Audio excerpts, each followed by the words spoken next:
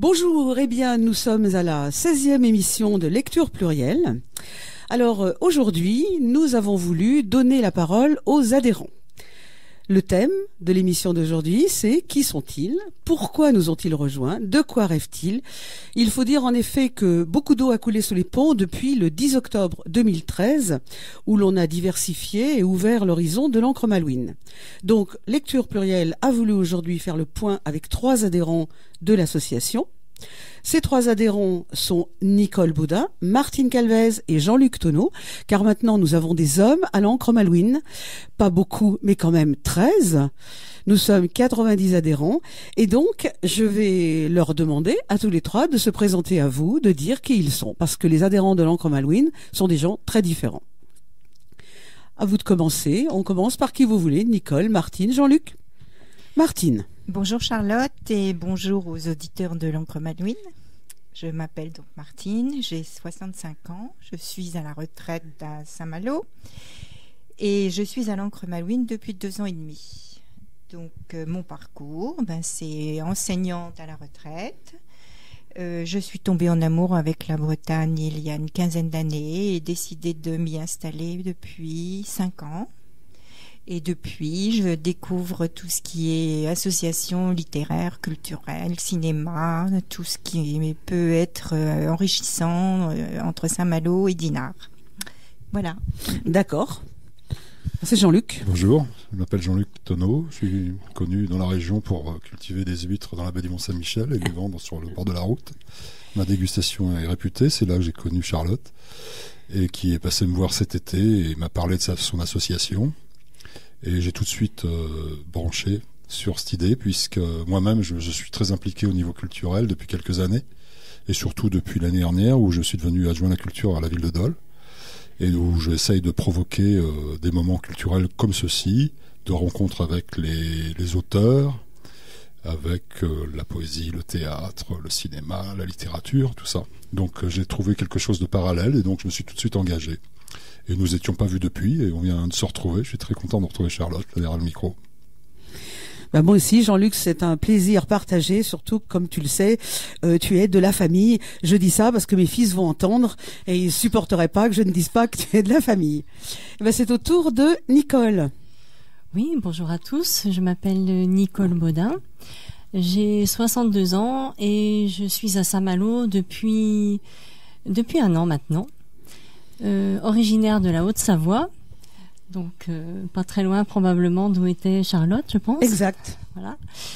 Et j'ai un parcours peut-être un petit peu atypique, avec une carrière dans l'armée de l'air en tant qu'infirmière navigante, qui m'a amenée à faire de la médecine d'urgence, de guerre et également des voyages officiels, donc de beaux voyages. Et puis après cela, une période où je me suis occupée de mes enfants. Et ensuite, j'ai travaillé une dizaine d'années pour une association. Et une association, on va dire, à orientation plutôt sociale. Mais ce travail pour une association me rend très, très proche de toute association qui peut m'intéresser et qui me donne envie de m'appliquer d'ailleurs. Voilà. Donc, après 1 an à Saint-Malo, et dès mon arrivée à Saint-Malo, j'ai cherché, un petit peu comme Martine, étant à la retraite, des associations dans lesquelles je pouvais avoir une orientation soit culturelle, soit musicale, soit même agréable, simplement de détente. Voilà, donc grâce à une amie, j'ai découvert l'encre Malouine et j'en suis ravie. Eh bien, écoutez, maintenant que vous vous êtes présenté, je vais vous dire en 2 mots de quoi il retourne et pourquoi, en gros, je souhaitais vous inviter. Pourquoi vous d'abord? Parce que vous êtes des adhérentes fidèles. Vous êtes là tout le temps. On peut parler avec vous, partager avec vous ce qui a été l'objet de nos rencontres, les gens qui sont venus. Et Jean-Luc, qui est un adhérent depuis moins longtemps, je pense que je me suis toujours intéressée à son travail parce que c'est aussi un photographe. Et nous avons beaucoup traversé, après avoir fini les huîtres et les moules, nous traversions pour aller voir dans son petit ce local où il y avait ses photos, ce qu'il faisait. Et donc nous avons beaucoup suivi en fait la carrière de Jean-Luc. Nous lui avons écrit quand il a eu des gros problèmes avec le vent, même. Voilà. Et donc, vous êtes 3 adhérents qui, je pense, sont différents, atypiques, et avec des parcours qui ne sont pas les mêmes, donc qui montrent qu'à l'Ancre Malouine, on peut être grand lecteur, pas grand lecteur, jeune, moins jeune, intéressé par un sujet ou par un autre. Il n'y a pas d'élitisme. C'était un grand défi pour moi, quand j'ai succédé à Denise Cotterêts, de ne pas créer cet élitisme. C'est-à-dire un club dans lequel seuls ceux qui avaient lu et qui avaient été capables d'écrire des articles étaient présents. Vous avez d'ailleurs le droit, puisqu'il y a un site, d'écrire vos émotions, de dire vos articles. Et c'est pas parce que moi, ce sont des articles de prof de lettres, d'agrégé de lettres, c'est très long. Mais c'est pas parce que les miens sont très longs que forcément les autres n'ont pas le droit d'intervenir. Alors, c'est le 10 octobre que j'ai remplacé Denise Cotterêts. Et c'est une très belle histoire. On est restés très amis. C'est de lourdes responsabilités. On vient d'en parler, d'être président d'association. Aujourd'hui, nous sommes 90. On a bien grandi. Mais vous donner la parole, c'est donner la parole à des gens sans qui rien ne se passe. Si vous n'êtes pas là, si vous ne nous faites pas cette confiance, si on ne vous rend pas cette confiance, cette amitié, il ne se passe rien. C'est ce que j'ai voulu un petit peu créer. Alors, moi, ce que j'aimerais vous demander, c'est ce qui vous a poussé, les uns et les autres, en précisant peut-être un peu les choses, à adhérer à l'Ancre Malouine. Et la deuxième partie de la question sera de vous demander si vous y avez trouvé ce que vous y cherchiez. Parce que ce que vous cherchez dans l'Ancre Malouine, c'est différent pour chacun.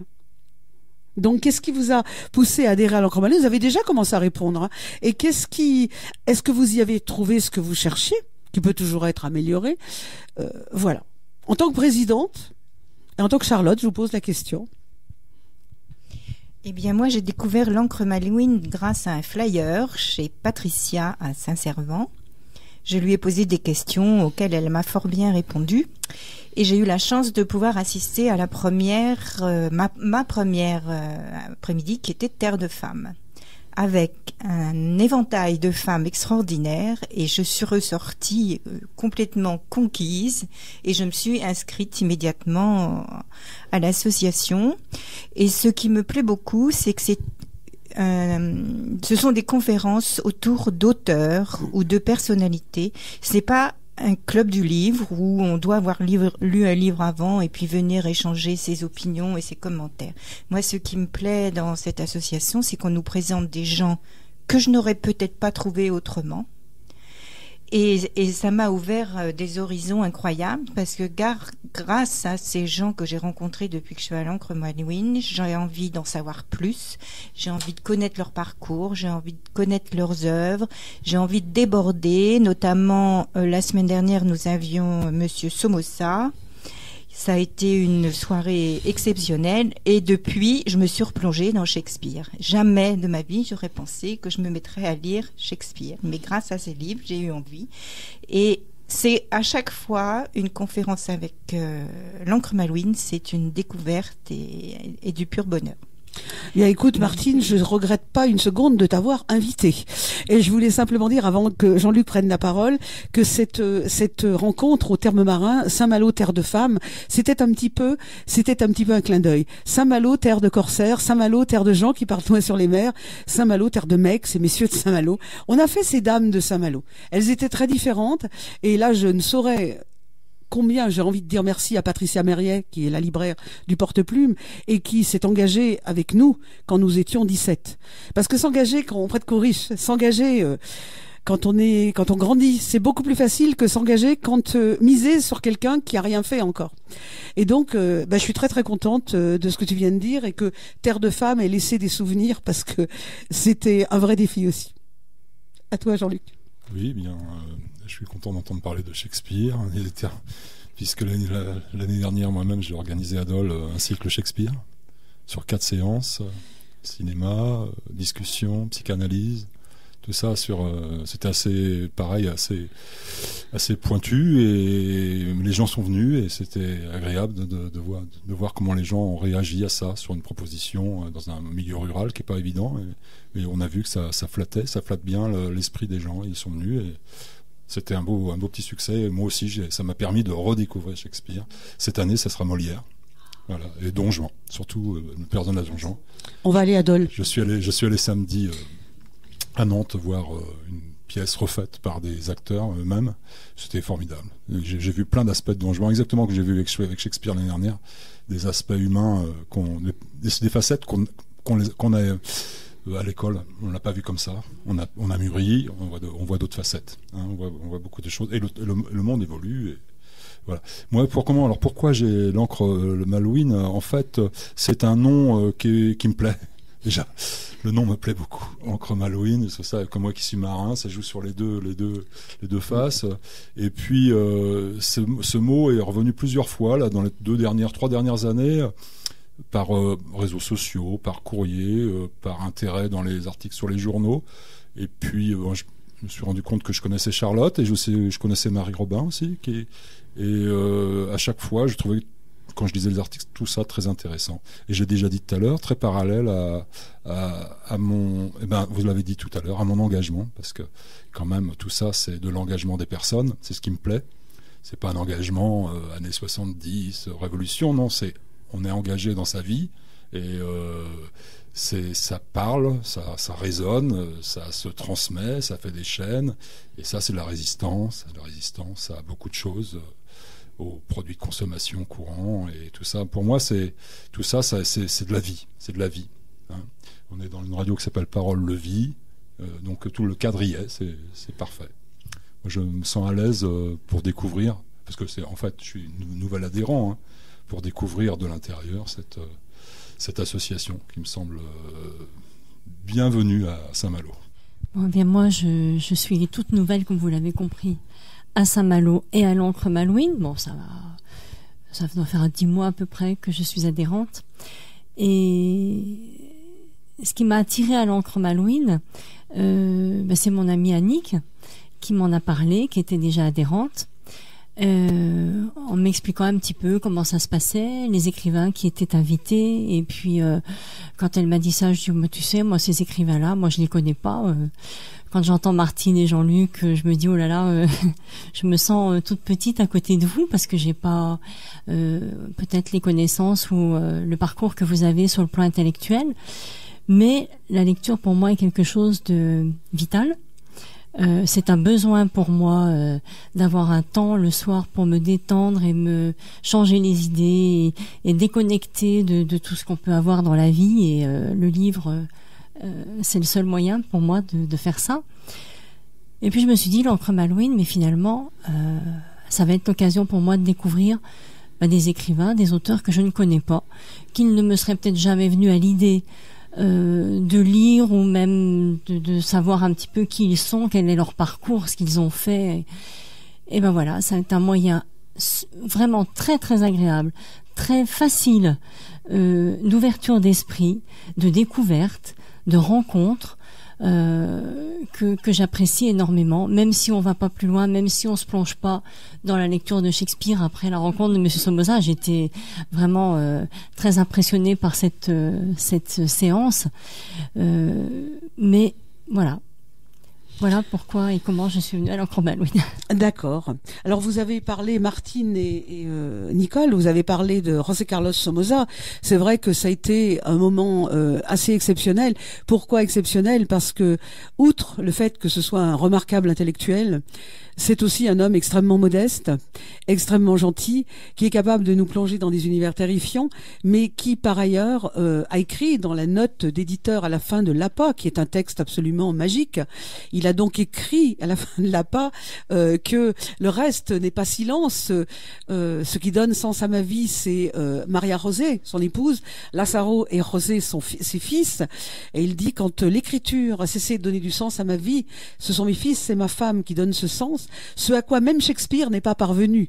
Quand on sait l'amour qu'il a pour Shakespeare, on se dit que voilà. Et je peux vous dire, pour l'avoir vu, c'était très long de préparer la rencontre avec Somoza, c'était pas évident du tout. Il parle pas français, moi pas espagnol, mais franchement, il a été délicieux. Ça fait partie de ces hommes. Je résume ça toujours par une phrase qui fait sourire, mais qui représente pour moi quelque chose de très profond. Et c'est pas du tout. Je pense que vous devez le comprendre dans le sens où c'est dit. Ça fait partie de ces hommes qu'on a envie de prendre dans ses bras par rapport à tout ce qu'ils ont fait, tout ce qu'ils ont vu, tout ce qu'ils ont embrassé. C'est pas une attirance du désir, c'est simplement, on se dit voilà. Et bien entendu. D'ailleurs, ça me fait penser que je voulais vous dire, Charlotte, quand vous avez donc interrogé Monsieur Somoza, vous avez commencé en disant j'avais un mythe dans mon étagère, voilà. Et ce mythe est à côté de moi. Et c'est exactement ce que je ressens à l'encre Malouine, c'est-à-dire que ce soit Lydie Salver, que ce soit Somoza, que ce soit Boualem Sansal bientôt.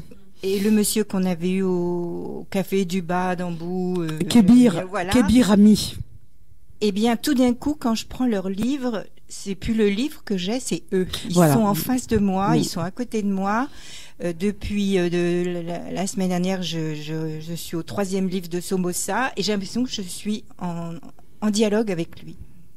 Mais c'est formidable parce que justement, je crois pas du tout que j'aurais découvert cet auteur-là sans l'encre Malouine. Lydie Salver, j'avoue que j'étais pas très tentée de le lire. Je l'ai lu après. D'ailleurs, presque tous les livres, je les ai lus après. Mais quand je parlais de Somoza et de ce mythe, ça fait 15 ans. Ça fait 15 ans que je veux rencontrer Somoza.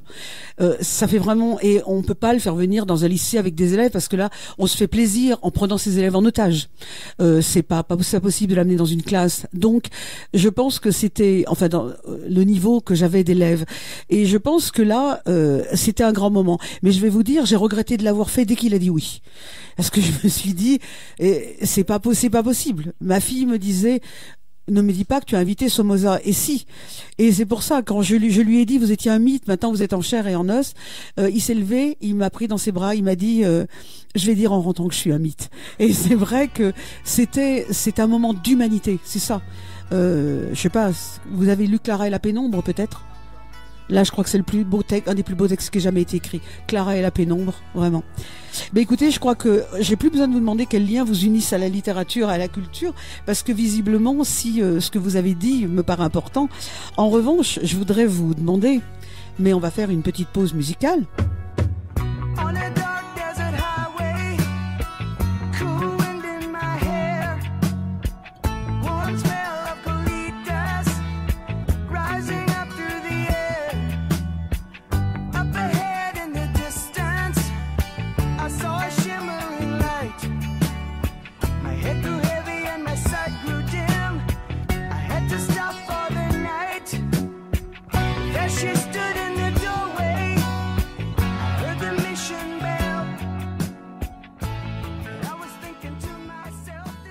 Je voudrais vous demander si, je reviens à ma question, si, selon vous trois, il est essentiel de développer la culture et de la partager, est-ce que, grâce à ça, on va pas aller vers un monde plus harmonieux? J'y crois personnellement beaucoup. Il me semble, pour avoir travaillé avec des gens qui ressemblaient aux frères Kouachi, à Mehdi Koulibaly, parce que j'ai beaucoup travaillé dans la banlieue nord. J'ai travaillé aussi à la fac, mais justement, la différence, les agrégés qui enseignent qu'en fac, ils ont le temps d'aller prendre un café et de laisser leurs étudiants. Mais ceux qui travaillent, les agrégés qui sont dans la banlieue nord, ils n'ont pas le temps de faire ça.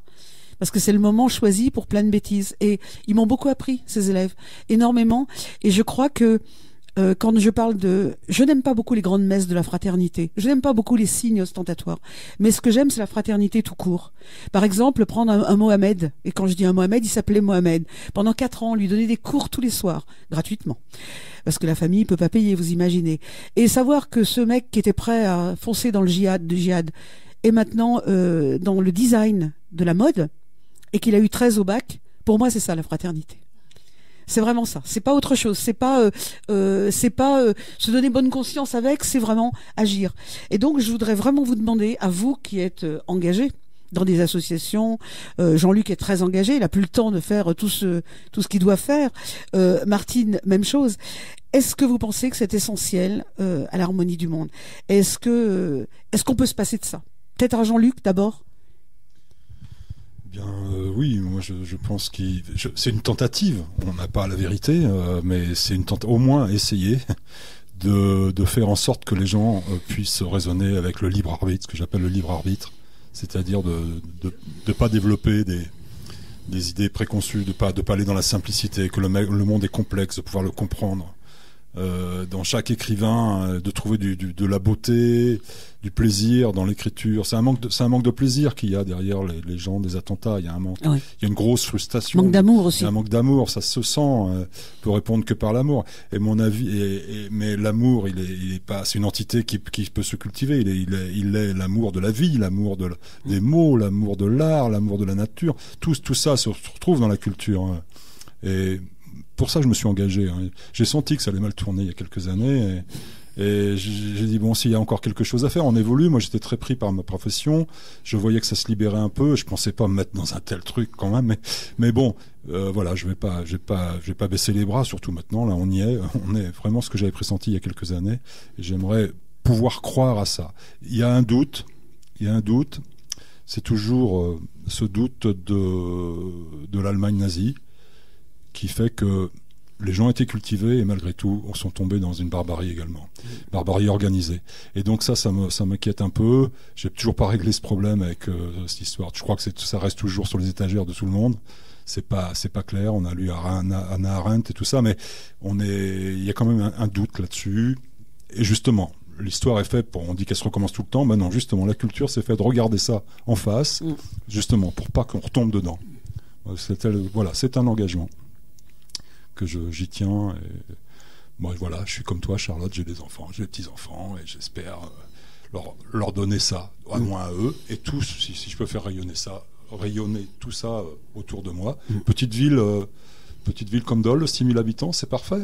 Il y a plein d'écoles, il y a plein de lycées. Il y a un centre culturel formidable. C'est un bon endroit justement pour diffuser ça. D'ailleurs, le lundi, il y a 15 jours, nous avons invité toute la population à venir devant le centre culturel pour défendre la culture. Il y a eu 600 personnes à venir sur une petite ville de 500 habitants. C'est bien. C'est pas mal. C'est bien. Et on a fait un discours pour voir que c'était ça qui était attaqué et qu'on tenait, on y tient beaucoup. Ça nous donne encore plus la pêche pour le défendre. Et on va le défendre. Nicole ? Oui, quand j'écoute parler Martine, Jean-Luc et même toi, Charlotte, j'ai envie de résumer tout ça par l'amour des autres. Oui. Parce qu'en fait, il s'agit d'apporter du bonheur, d'apporter la connaissance justement pour éviter que les choses se reproduisent.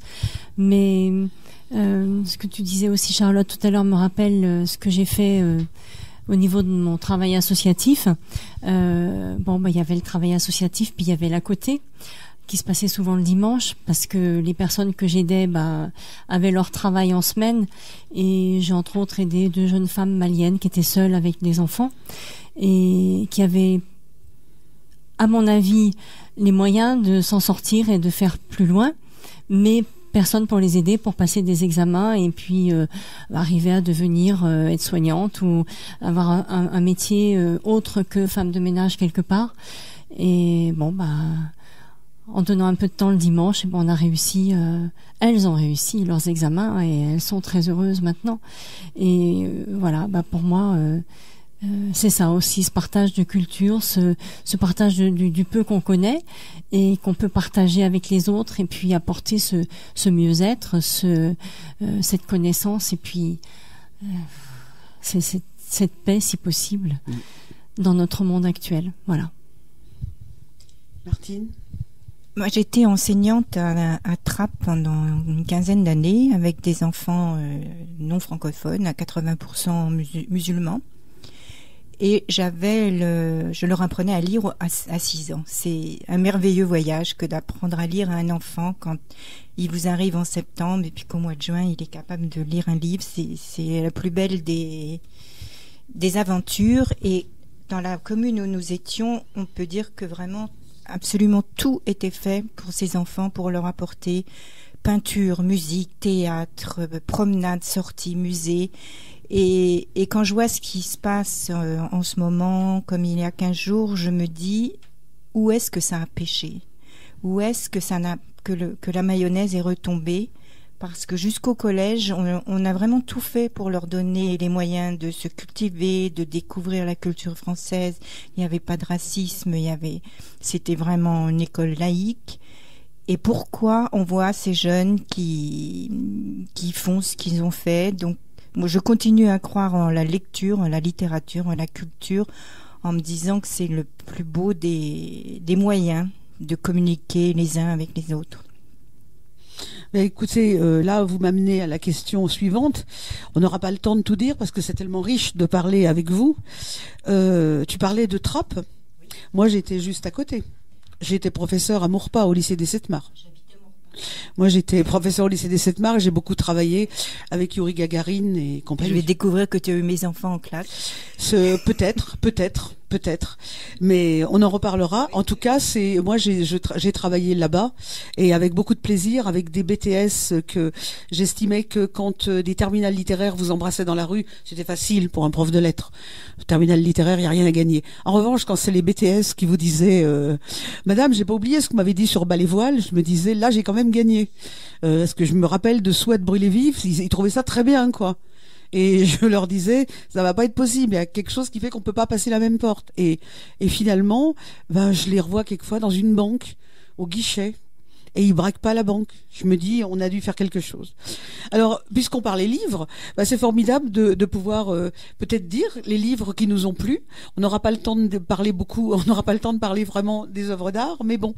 Alors, moi, je voulais vous dire que les livres, c'est vraiment très important. Mon livre à moi et mon auteur à moi et l'amour de ma vie à moi, c'est Gabriel Garcia Marquez. Forcément, c'est forcément 100 ans de solitude, avec ce côté, cette humanité, cette force de vie, cette jouvence de la vie, en fait, un magicien des mots. Et Shakespeare, bien entendu, l'immense Shakespeare, qui a tout dit au XVIe siècle. Et puis Montaigne, parce que Montaigne, il a donné une définition de l'amitié que j'aime beaucoup. On leur a beaucoup prêté de relations douteuses à Montaigne et la Boétie. Je vois vraiment pas pourquoi. Qu'est-ce que ça peut faire et pourquoi, si c'est pas le cas. Il n'y avait pas de relations douteuses, il y avait une grande amitié entre eux. Et j'ai trouvé ça merveilleux. Quand j'ai un ami, je lui dis souvent ça. Pourquoi on est amis? Parce que c'était toi, parce que c'était moi. Voilà. Parce que c'est tout ce qu'il y a à dire. C'est tout ce qu'il y a à dire. Je saurais pas expliquer. Moi, je peux pas vous dire pourquoi Jean-Luc fait partie de ma famille. On n'a jamais fait un dîner ensemble. On n'a jamais déjeuné ensemble. On s'est jamais rencontrés. Mais il est de ma famille. Mes enfants me demandent de ses nouvelles très régulièrement. Et tout ça parce qu'un jour il y a un gamin qui a été dans ses bras et que lui, il avait sûrement à servir des gens. Voilà. Donc, moi, ça m'intéresse de savoir quels livres vous ont touché. Je vais enchaîner puisque mon réflexe la semaine dernière était je suis monté à Paris, comme on dit. Monté à Paris. Voilà. Je pouvais pas rester chez moi. Et le premier geste que j'ai fait, je suis allé toucher le pied de Montaigne, dans le quartier latin, parce que justement, vu les événements qui se passaient, Montaigne me parlait énormément. J'en ai profité pour commander Le Montaigne, écrit par Stefan Zweig, pour moi un excellent écrivain, un nom de langue allemande, mais qui a un style magnifique. Moi, j'ai pas vraiment d'écrivain particulier, j'en ai plein. Et justement, ce que j'aime chez eux, c'est le style et surtout l'histoire en elle-même n'est pas toujours si importante que ça, mais ce qui dans l'histoire apporte. J'aime bien finir un bouquin en étant différent. De toute façon, pour tous les spectacles, c'est comme ça. J'aime bien être différent à la sortie, quoi. La première fois, ma première fois, c'était parce que vous avez parlé des scolaires, et bien moi aussi, d'un milieu rural, on peut être aussi, et puis avec des parents qui n'avaient pas fait d'études. Eh bien, mon premier émoi littéraire, c'était les caractères de La Bruyère. C'est étonnant, hein. Mais j'ai vraiment flashé dessus. Et après, je me suis mis à écrire un peu comme La Bruyère, en me disant comment je pourrais décrire quelqu'un en mettant toutes ces choses-là et puis en décrivant la psychologie du personnage. J'ai trouvé ça très beau. Puis après, il y avait à l'adolescence, il y a eu découverte de Camus, après Kerouac, Rilke, l'être un jeune poète aussi. Ça, qui magnifique texte. Un texte extraordinaire. C'est une perle, c'est une perle. Et puis après, il y a eu Céline pour la fulgurance du style. Voilà. Et puis plus tard, mais beaucoup plus tard, Proust. Proust, c'est tout récent. Je l'avais lu, j'arrivais pas à le lire. Et depuis quelques années, je le lis parce que je fais des pauses, mais il y a vachement de volume pour la recherche du temps perdu. Mais à chaque fois, je trouve ça extraordinaire d'avoir une écriture qui dise autant de choses. Et à l'inverse de Proust, qui dilue ces phrases, eh bien, on peut, si je devais donner un conseil de lecture, le mien là, ça serait Charles Juliette, le poète Charles Juliette, qui avec son livre. Enfin, je vous donnerai le titre du livre après, mais c'est un écrivain qui a mis 20 ans d'écriture avant de publier un livre. Il n'était jamais satisfait et il a dégraissé son style au point d'être ce que j'appelle au ras de l'os. C'est-à-dire, il n'y a pas un mot de trop, il n'y a pas un mot de moins. Et donc le livre, si vous voulez démarrer pour Charles Joliette, c'est Lambeau, où il parle de ses deux mères, sa mère génitrice et la mère qu'il a éduquée. Et vraiment, c'est une histoire formidable. Il y a l'histoire, et en plus, il y a une puissance d'écriture qui est exceptionnelle. Moi, c'était ça la question, fallait oui. dire. Oui. Là, je m'emballe. Si, c'était ça. Je m'emballe. Non, mais bon, et puis bon, il y a tout. Il y a plein de gens actuellement qui écrivent avec une fulgurance. Dans le dernier, Virginie Despentes aussi, il y a des phrases, il y a des pages entières de très très Moi, ce que j'appelle la fulgurance, c'est quand le style, on sent que l'écrivain, il se lâche, il est plus tenu par rien. Et c'est le fond de lui qui sort, et c'est des phrases malades. Je suis allé voir, j'ai profité aussi de mon séjour à Paris pour aller voir Virginie Despentes qui lisait un texte de Louis Calaferte, le Requiem des Innocents. Ça tombait très bien, le Requiem des Innocents. Hein. Et alors un truc qu'elle avait préparé, il y avait un groupe derrière, un groupe de rock, et elle le récitait, mais c'était d'une grande puissance. Et à côté de moi, j'étais très content parce que mon voisin, c'était Philippe Dian, qui a été aussi pour moi une révélation quand j'ai eu une trentaine d'années. Il m'a ouvert à Carver, à d'autres, John Fante, Bandini, tout ça, Demande à la poussière. Enfin, des beaux, voilà. Moi, tous ces gens m'ont ouvert à la littérature. Je ne dis pas que je lis beaucoup, mais j'aime bien lire des choses puissantes. J'aime pas perdre mon temps. Il y a beaucoup au pied de mon lit, il y a beaucoup de livres qui sont juste entrouverts et j'ai pas continué. Et puis il y a celui que j'ai jamais réussi à continuer. Pour un jour, je m'y raccrocherai. Ce serait le Ulysse de Joyce, que j'ai jamais. Et tout le monde en parle. Et moi, j'ai jamais pu dépasser 100 pages. Je sens qu'il y a quelque chose, mais j'arrive pas à rentrer dedans. Alors j'espère que ça fera comme pour Proust, qu'un jour je plongerai. Vous avez 1 minute, les filles, pour conclure. Vous avez 1 minute. Alors moi, ça va être très bref. Je ne vais pas parler de tous les écrivains ou auteurs que j'ai aimé. Je voudrais juste parler d'un livre que j'ai lu il y a pas très longtemps et qui m'a vraiment beaucoup touchée et qui s'appelle Au revoir là-haut de Pierre Lemaitre.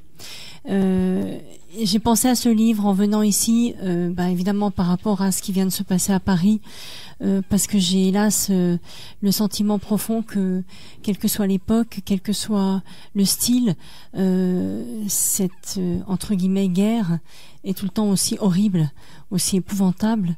Et dans ce livre, Pierre Lemaitre retrace des choses que je ne savais pas, que j'ignorais et qui m'ont vraiment marqué. Et j'ai aimé son ouvrage, je vais être très très brève, parce que je l'ai trouvé vraiment très touchant, très sincère et saisissant de vérité. Et voilà. Martine, je te laisse finir parce que tu n'auras plus le temps. T'as plus le temps, Martine, mais finis quand même. Je n'ai plus le temps, mais c'est pas grave parce que je n'ai pas spécialement de livres en particulier. Je les aime tous. Comme une œuvre d'art. Tu nous avais parlé d'une œuvre d'art. Je crois que j'aime tout aussi. Donc, c'est ça, la littérature. C'est la porte ouverte sur plein de monde. Et ce que j'aime dans un livre, c'est quand j'arrive à la fin et je suis triste qu'il soit fini. Ah oui. Je suis triste qu'il soit fini. Je voudrais que le voyage continue. Et à chaque fois, je me suis dit, ça, c'était un bon livre. Et il y en a tellement. Bien, malheureusement, il faut que nous concluions parce que nous avons dépassé le temps qui nous était imparti. Moi, j'ai envie de vous dire que je sais qu'une rencontre est belle quand elle commence à m'empêcher de respirer. Et là, je commence à avoir un peu de mal à respirer. Donc, je suis très très contente que vous soyez venus, Nicole, Martine et Jean-Luc. Contente d'avoir parlé avec vous. Il faudra qu'on fasse une émission bien plus longue. J'espère qu'on se revoit le 10 décembre. On se reverra après. Il y aura l'immense Boilem Sansal qui va venir nous rendre visite, qui est un ami incontournable. Et j'espère que nous pourrons partager ça. Et puis, je vous redis quelle est la qualité de ce que vous avez pu dire aujourd'hui. Et comme j'ai eu raison de choisir au hasard ces 3 adhérents. À bientôt et merci à chacun d'entre vous.